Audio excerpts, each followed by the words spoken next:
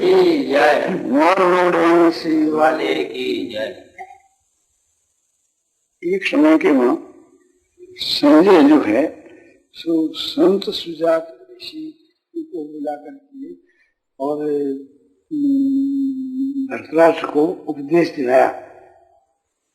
ये कथा महाभारत के उद्योग परमाती। उन्होंने बहुत सा उपदेश दिया। उनमें एक यह बात भी थी कि प्रमाद ही मृत्यु है।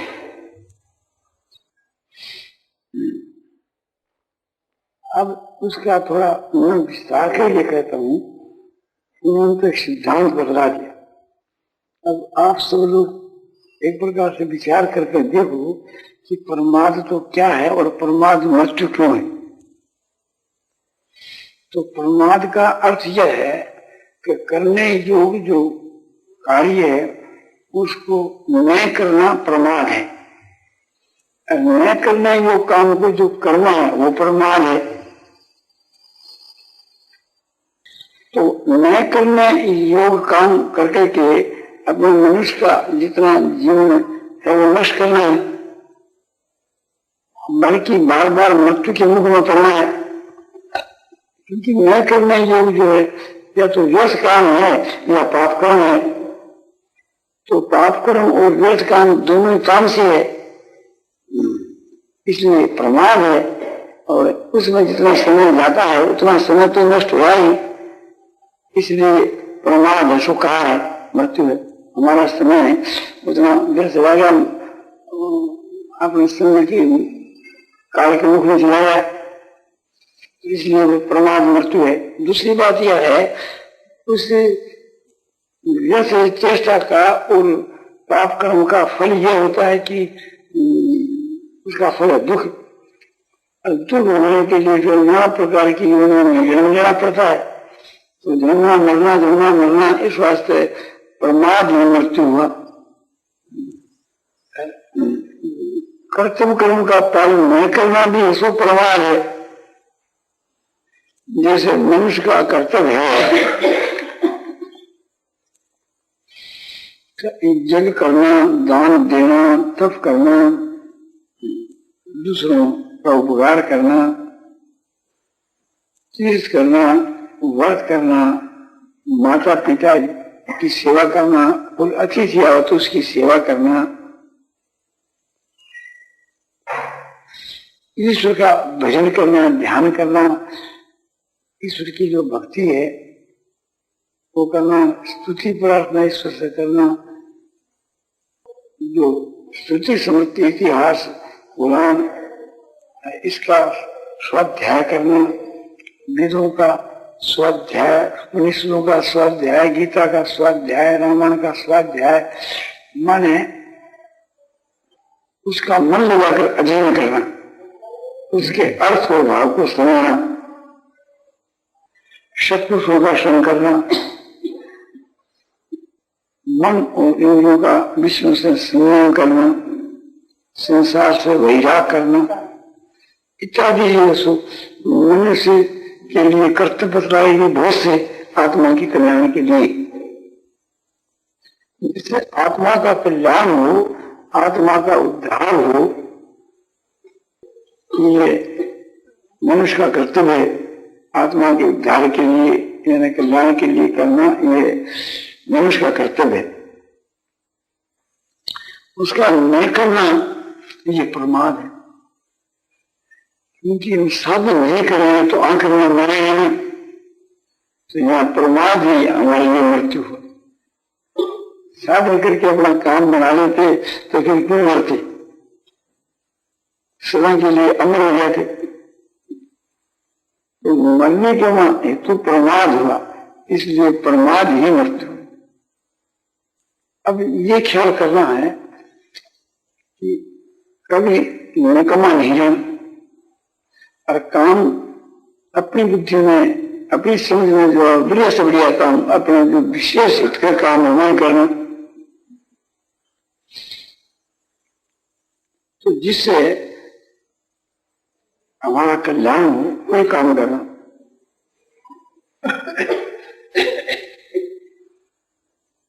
तो परमात्मा की प्राप्ति के लिए जो साधन करना है वो हमारा मुख्य कर्तव्य है, उसको अवश्य करना चाहिए।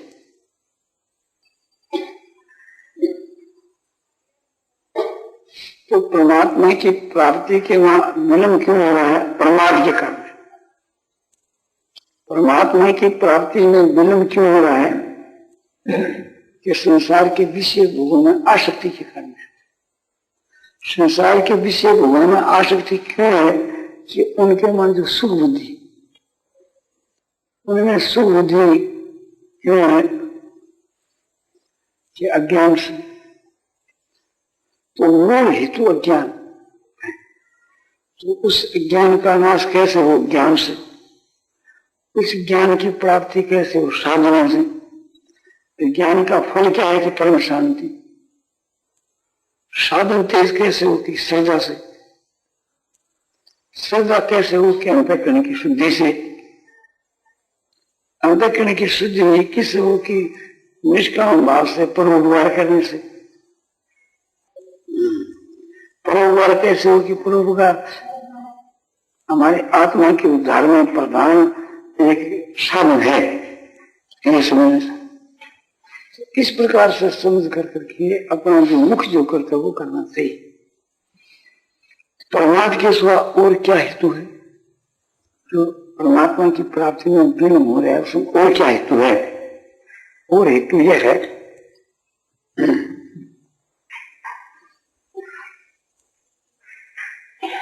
हम परमात्मा को धोखा दे रहे हैं। धोखाबाज से भगवान कैसे मिले?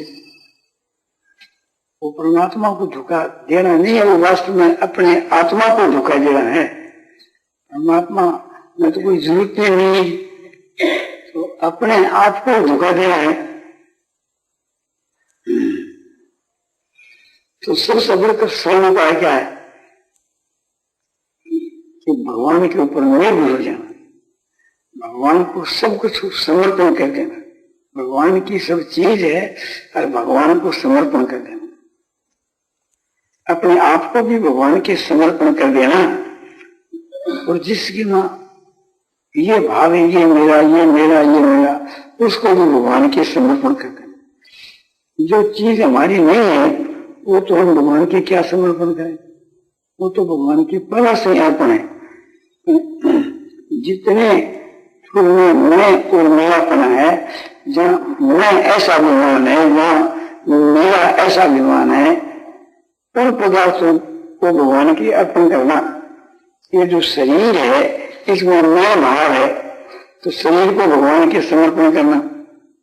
और शरीर से समझ रखने वाले जितने पदार्थ है, सजीव निर्जीव, माना रुपया निर्जीव है, असली पुत्र धन सजीव, असली पुत्र सजीव है, तो इन सबको भगवान के समर्पण कर देना। समर्पण करना क्या है? हे भगवान, ये आपकी चीज ही आपके अर्पण की जाती है, सब चीज आपकी है, हमारी है नहीं। हमने भूल से अपनी मांगी तो उस भूल को हम हटा देते, तो ये आपकी चीज है, आपकी समर्पण है। तो भगवान की चीजों के ऊपर जो ये अभिमान कर लिया था वो नहीं, तो मेरे अपने का अभिमान हटा दिया।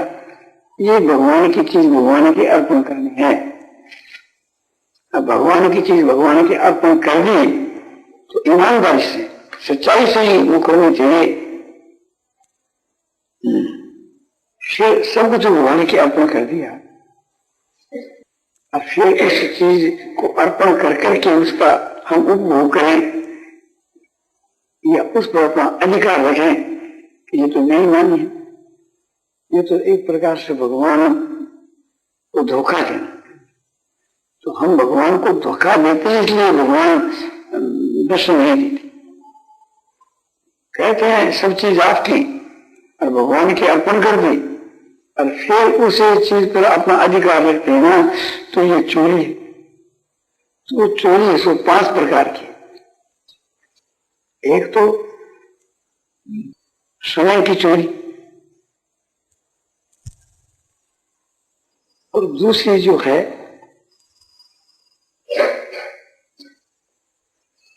शरीर की चोरी, और तीसरी जो बात है जो ऐश्वर्य है और रुपया वगैरह है, इनकी चोरी।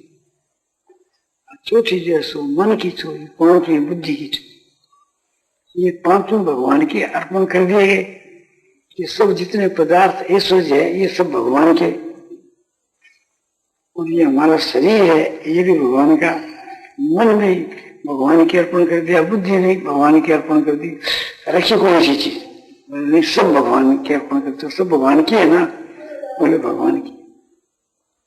तो फिर हमारे पास में जो रुपया है और जिसमें ममता है कि ये मेरी स्त्री, ये मेरा पुत्र, ये मेरा रुपया, वो सब चीज भगवान के अर्पण कर दी, बोला कर दी। तो तुम्हारी है भगवान की। बोलो वास्तव में तो पहले भी भगवान की थी और अभी भगवान की है, बीच में मैंने मांग ली थी। सो प्रकार से मैं वापिस भगवान की थी, भगवान को लौटाई, भगवान के अर्पण कर। बहुत ठीक है। अब जिन रुपयों के ऊपर तुम शासन रखते हो, रुपया तुम्हारा है कि भगवान का? बोले भगवान का। तो शासन क्यों रखते हो? बोले खाने के लिए। बहुत अच्छी बात है, जो खाने के लिए शासन करना तो ये उचित ही है। तुम उनके रक्षक हो, भक्षक रक्षक, तो उनकी रक्षा करनी चाहिए ना, रक्षा करनी चाहिए।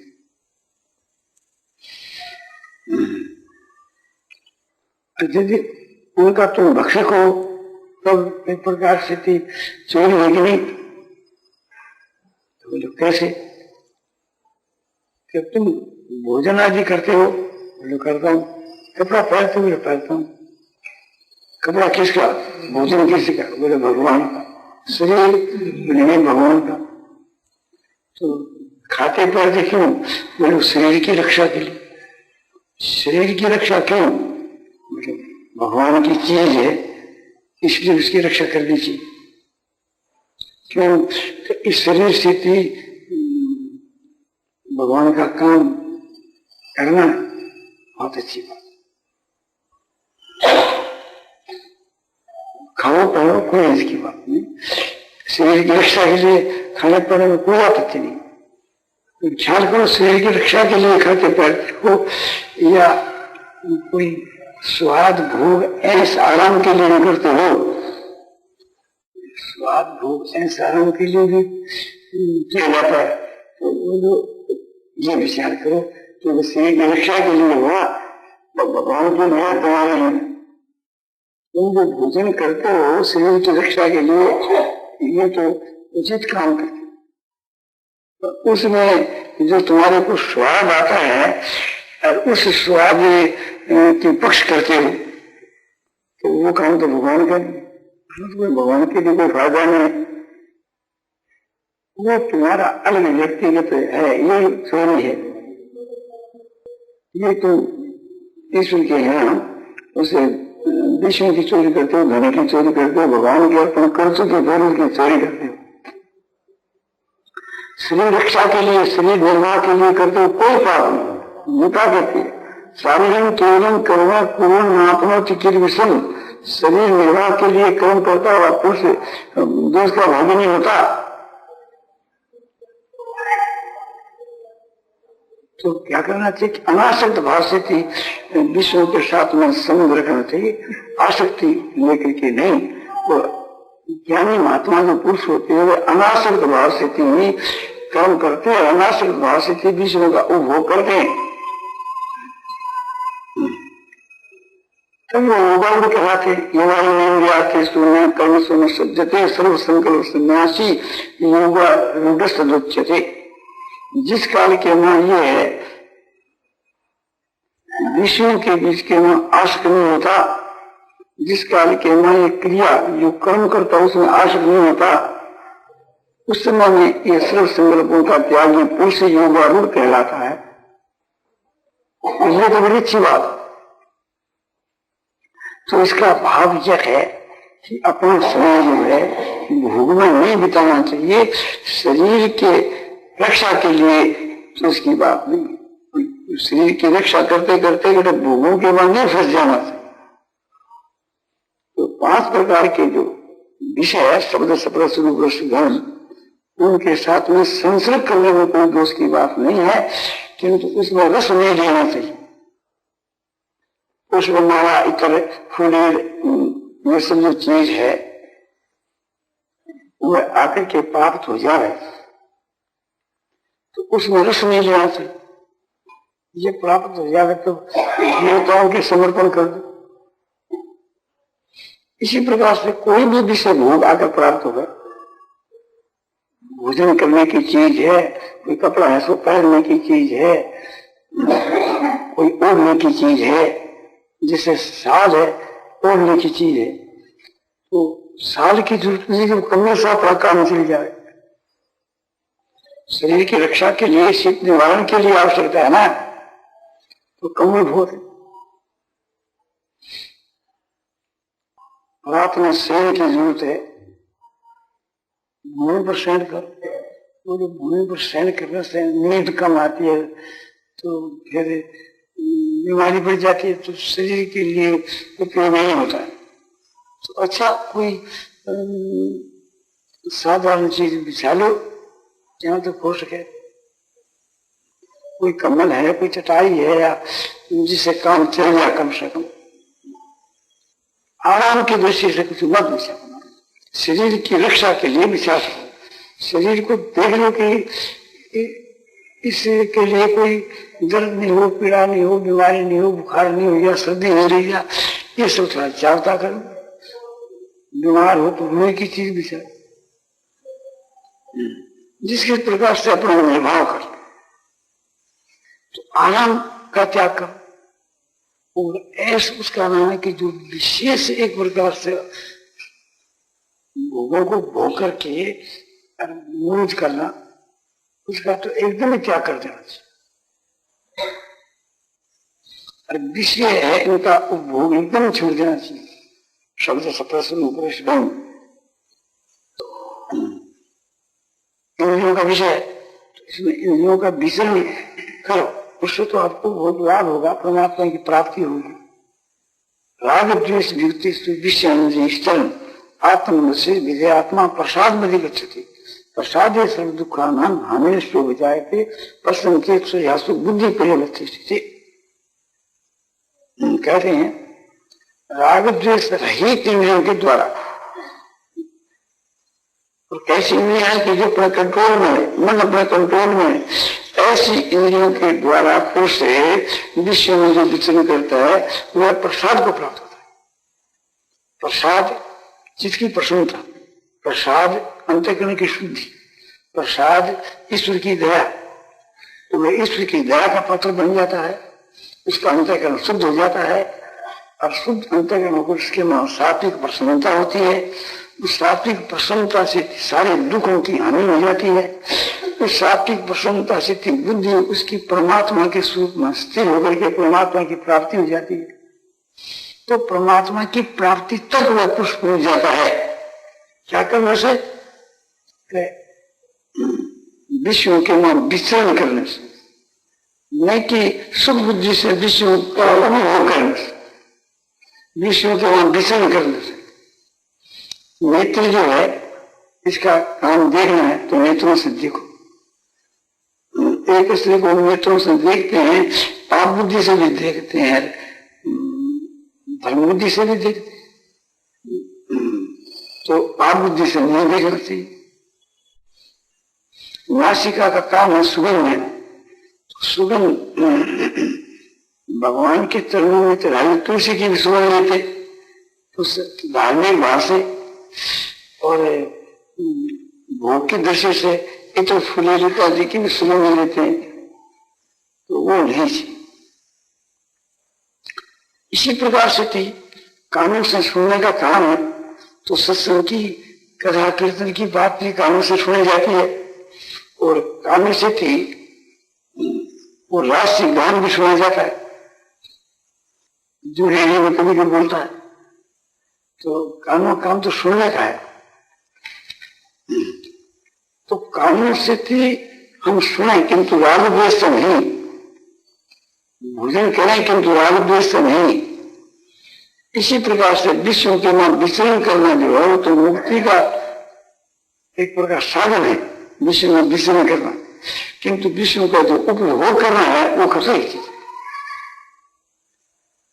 तो जब भगवान के सब चीज अर्पण कर दे फिर उसका उपभोग हम करें तो ये चोरी है। किसी को गाय दान दे दी, दान देने के बाद में गाय को चराना पाना ये तो उत्तम बात है। फिर ब्राह्मण की नजर छिपाकर उससे दूध भी लेना, आज अपने घर में ले जाना, आज ब्राह्मण को पूछा लेना, तो वो तो चोरी है। तो इस प्रकार से सब चीज जब भगवान के अर्पण कर दी तो भगवान की सब चीजों की रक्षा करना ये तो अपना काम है। तो इस तरह से थी अपने ये रुपयों का चुराना है कि सब रुपये भगवान की, तो सब भगवान के तो भगवान के काम में लगना चाहिए। तुम चाहे इकट्ठा करो, कोई हर्ज की बात नहीं।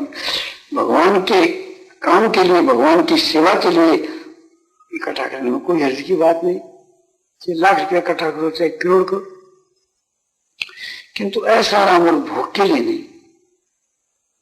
ऐसा यदि करते हैं तो एक प्रकार से रुपयों का चुराना है और क्या।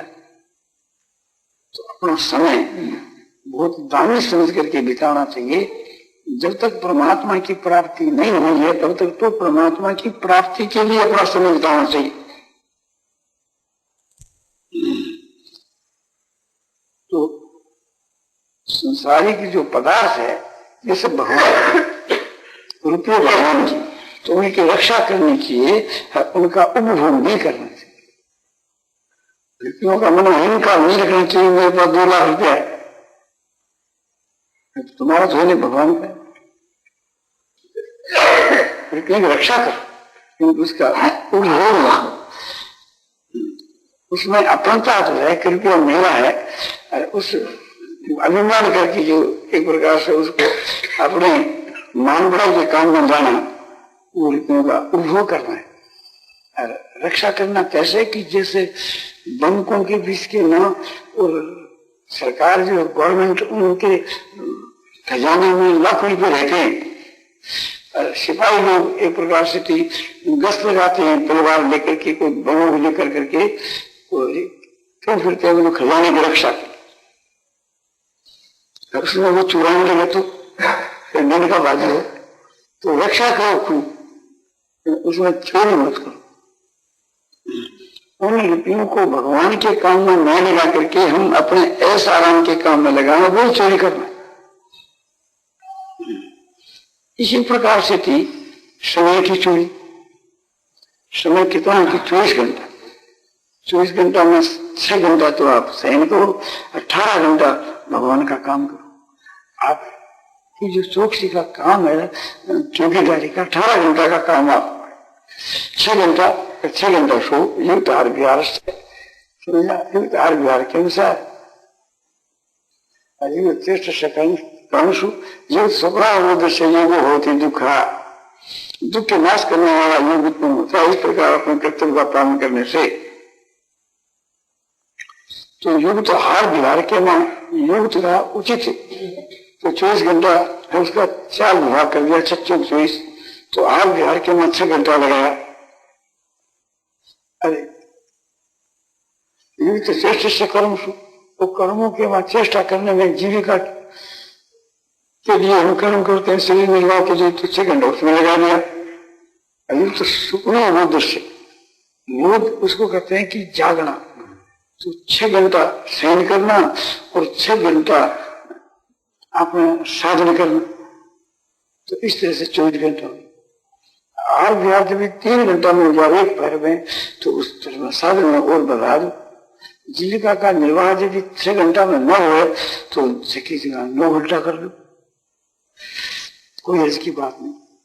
किंतु सब समय के बीच के ना परमात्मा की प्राप्ति का साधन करते हो, भगवान के नाम का जप, भगवान के स्वरूप का ध्यान और निष्काम भाव, ईश्वर के मां श्रद्धा प्रेम, ये जो खास खास जो चीज है, इस साधन को करते हो। तो समय का चुराना क्या है कि 24 घंटा में 24 घंटा में हर वक्त हमारे को जब ध्यान करना चाहिए। तो 6 घंटा सोते हैं ना, मुझे सोते तो क्या इसकी बात है। 18 घंटा मनुष्य जो काम करता है 6 घंटा सपने में वही काम करता है। इसलिए जागृत में तुम 18 घंटा अपना अभ्यास करोगे तो 6 घंटा वही अभ्यास होगा। सब समय के बीच के मन जब पर ध्यान क्या कर सकता है। बोले ध्यान करना तो मामूली बात है। ध्यान तो एक बुद्धि के द्वारा उस परमात्मा के तत्व को समझ लिया कि परमात्मा इस प्रकार से समझने के में व्यापक है। जैसे बिजली के तार में समझो बिजली है, दिया साल में जैसे अग्नि है, और समझो कि बर्फ के में जो जल है, इस तरह से परमात्मा सबके में व्यापक है।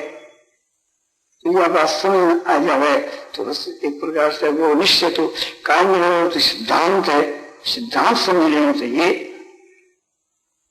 कि परमात्मा समझ रहे। वो बात फिर दूर कैसे हो सकती है जीते जी। वो तो स्वप्न में भी उसको नहीं भूलता, सुश्रुति में उसको नहीं भूलता, उसकी सदा स्थिति उसमें रहती है। सिद्धांत जब समझ लेता है मनुष्य तो परमात्मा के तत्व को समझ जाता है, या विवेक के द्वारा परमात्मा के जान लेता है। बुद्धि के द्वारा जो बात समझी गई उसने सदा ही अपनी स्थिति रखी। बुद्धि से जो परमात्मा का स्वरूप समझा गया उस समझ के अनुसार मन का उसमें लगा देना ही ध्यान है। उसी बात के मन को रखना ही ध्यान है। तो उसमें मन हर वक्त कैसे रहेगा, उसमें जब आनंद का अनुभव करेगा। परमात्मा स्वयं आनंद स्वरूप ही है। जब ये समझ लिया कि परमात्मा आनंद स्वरूप ही है तो फिर हमको करना क्या है कि आनंद का ध्यान करना है, आनंद का एक चिंतन करना है। मन से आनंद जो है परमात्मा का स्वरूप, उसका ही मनन करना है। और मन पर करना क्या है, तो मन आनंद को छोड़ करके के फिर बाहर में नहीं जाएगा। यदि आनंद का आपको अनुभव नहीं हुआ तो फिर परमात्मा का ध्यान कहाँ। परमात्मा का स्वरूप तो आनंद में है। जब आप इस बात को समझ गए परमात्मा का स्वरूप कैसा है कि आनंद स्वरूप। कैसा आनंद है कि वो चिन्मय आनंद है, बोध स्वरूप आनंद। उस आनंद का अनुभव आनंद को ऐसा आनंद, कैसा आनंद है कि वो वास्तव में है, नित्य है, सत्य है और अपरिमित है और आनंद ही आनंद है। इस वास्ते आनंद घन है।